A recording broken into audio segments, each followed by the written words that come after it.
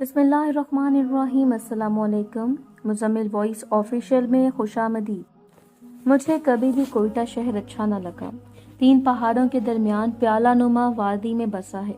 हंगम शहर, बेहंगम शहर, जिसे एक बार खालिक ने खाक में मिला दिया।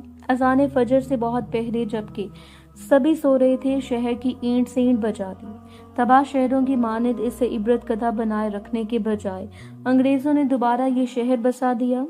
ये इनके कॉलोनियलिज्म का मरकज था। भला वो ये टापू क्यों बलूचिस्तान में डूबने देते? इस शहर का अपना कुछ भी ना था। सर्दियां शुमाल से आती, बारिशें बहिरा अरब से, स्मगलर के जनूब से, हाकिम मशरिक से।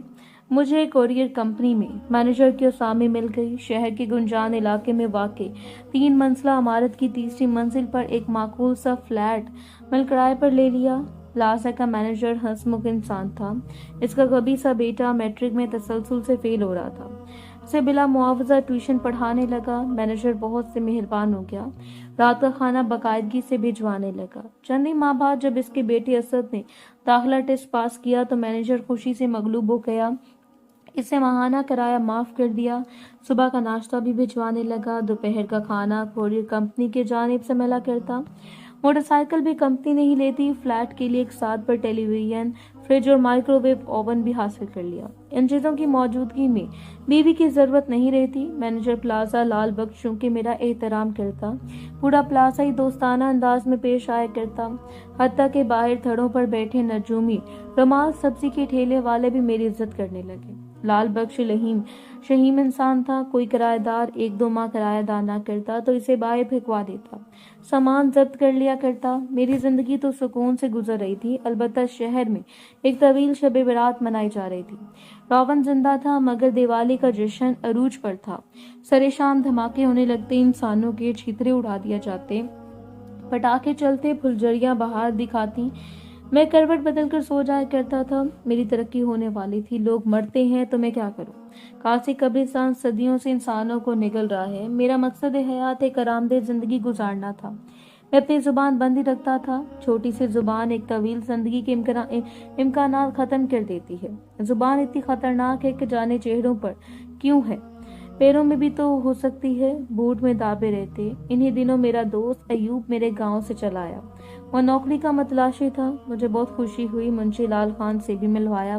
वो हातिम ताई जैसा दयालु था। पुरतकल्लिफ दावत दी डाली। अयूब के आने से कोई अपना मिल गया। इतने बड़े शहर में अकेलापन बहुत खुलता है। मेरे पास तो कंप्यूटर खरीदने के पैसे ना थे। अयूब नीचे बाजार में नेट कैफे चला जाया करता। जाने कहाँ मुलाजमत की दरख्वास्तें भिजवाया करता। ऑनलाइन के अलावा डाक से भी दरख्वास्तें पोस्ट किया करता। बंद सवर के इंटरव्यू देने जाया करता। रफ्ता रफ्ता इसकी शौकी और खुश गिरफ्तारी घिना सी गई। मैं शाम को लौटता तो वो टेलीविजन ऑफ किए वहां था। बुद्ध की मानिंद आंखें बंद किए जाने किन सोचों में डूबा रहता था। मेरी आवाज पे चौंक सा उठता। इसका दिमाग भी कुछ खिसक सा गया। बहकी बहकी बातें करने लगा था।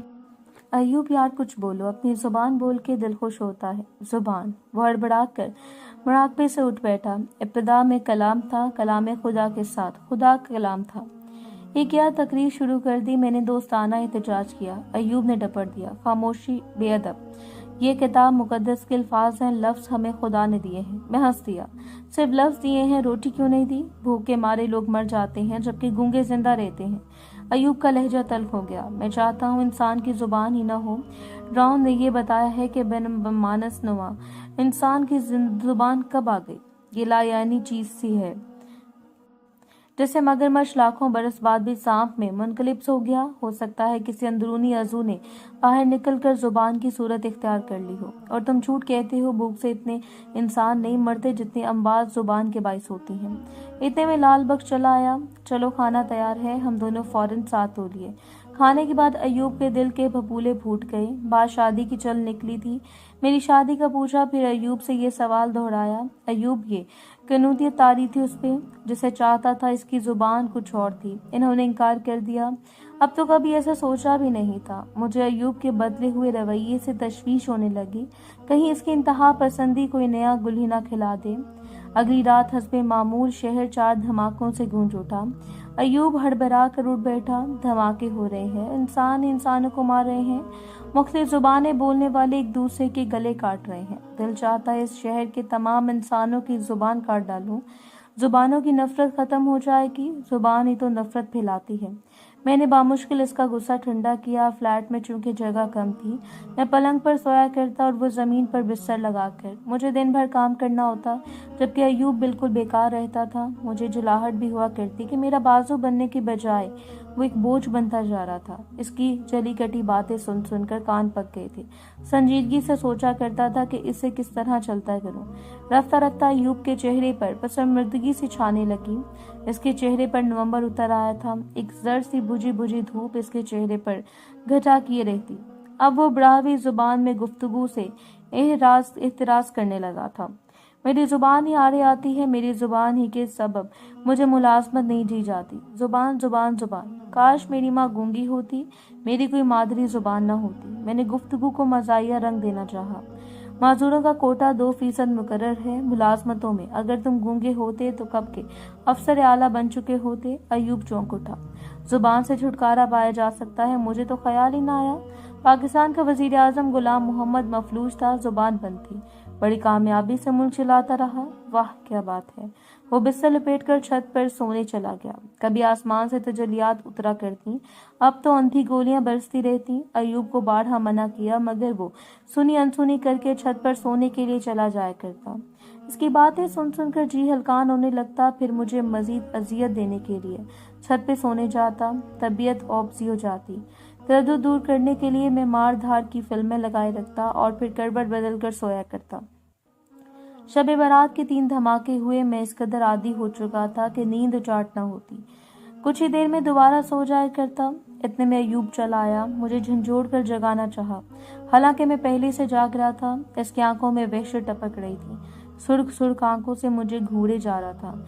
मारे दीवानगी के वो मुझे अजनबी अजनबी लगा। पागलों का सा अंदाज था, वहशी सा। बताओ इस शहर में कितनी जुबानें बोली जाती हैं। इसका जुनूनी अंदाज मुझे खौफजदा कर रहा था। मेरा हलक खुश्क होने लगा। मुझे खौफजदा पाकर वो और भी शेर हो गया। बताओ मुझे मरता क्या ना करता। मैं मिनमिनाने लगा। बलोच, बड़ाहवी, देवारी, मुकरानी, हजारगी, सिंधी, पंजाबी, पश्तो। और मेरी जुबान गुंग हो गई क्योंकि इसने जेब से अस्तर निकाल कर खोल लिया था। मेरे साथ चलो छत पे, वो गुड़ाया। मैं सहमा सहमा साथ हो लिया कि बिगड़ कर कहीं मेरा नखरा ही ना काट डाले।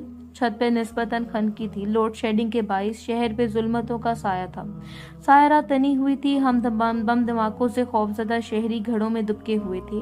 कुत्तों का राज था। अयूब के लहजे में से फाय फोड़ा था। संगबार बसंदों संगा राक्षों दो। सुनो, शहर में कुत्तों का राज है। इनकी जुबान एक सी है। सुनो, एक ही है क्या? मैंने कान धड़ा तो मुझे पहली बार इल्म हुआ कि वाकई सारे कुत्तों की एक जुबान है। मेरा जिस्म सर्द पड़ चुका था। मारे खौफ की टांगें जवाब दे चुकी थीं। जी गला के तस्दीक की। हाँ, इन सब की एक जुबान है। नस्लें और शक्लें मुख्तलिफ सही, मगर जुबान एक है। सभी आवाज में आवाज मिलाकर एक जुबान हो जाते हैं। अयूब आवाज बुलंद हुआ। मुझे भी आज इल्म हुआ कि कुत्तों की जुबान एक है, सिर्फ एक। अयूब ने बाएं हाथ से अपनी जुबान बाहर खींची और दाएं हाथ से इस तरह चला दिया।